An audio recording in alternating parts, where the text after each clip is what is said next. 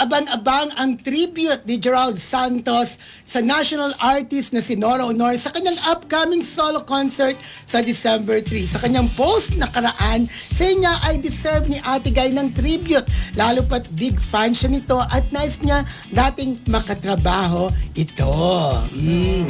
So magkakaroon ng, alam mo, ito talaga Mildred, ha? Alam mo naman, alayo ng nung venue, Newport. Pero nung nalaman ko na may tribute kay Ate Guy, manonood na ako. Ito sigurado. Sigurado dyan, kakantayin dyan ni Gerald ang handog. Okay yung tayong tatlo. Handog. For sure. Sana kantayin, ikaw ang... Ay, Hindi! Superstar. Ikaw ang superstar! Ganon. Superstar Kala ko ng Miss Universe. Yun nga ako, pakanta nga ako doon. Nagkamali tuloy. Oo, tsaka yung tatanda. Di mawala yun. Handog. At syempre yung mga hit pa ni Ate Guy, yung mga covers niya, di ba? Ang dami-dami niyan. At isasabay na rin daw ang tribute kay Kokoy Laurel na balitaan ko. Ano mo ang sabi ng panoorin, lalo na kung isa kang Noranyan? Yeah. Diba, manonod at manonod ka.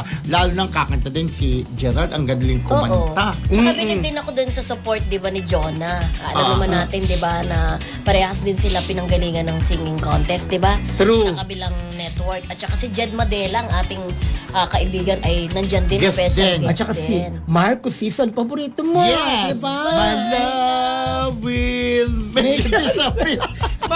Ano ba yan? Wala ito niya.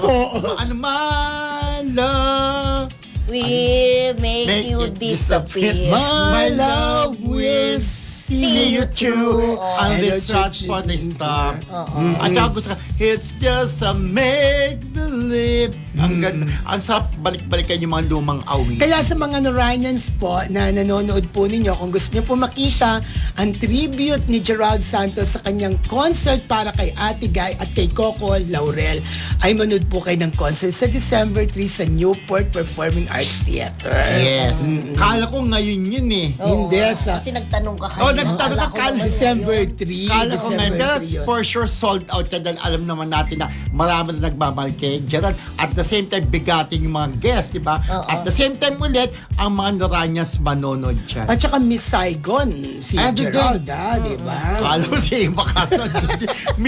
At ang Miss Saigo, kasi speaking ng mga guests, Miss Saigo si Gerald. Anong role ni Gerald sa Miss Saigon? Carpent engineer. Hindi. Siya si Tuy. Si Toy sa yung Tuy. sundalo. Sundalo ba? Bumabalik Ay, yung oo. sundalo. Engineer Yung pala si carpenter.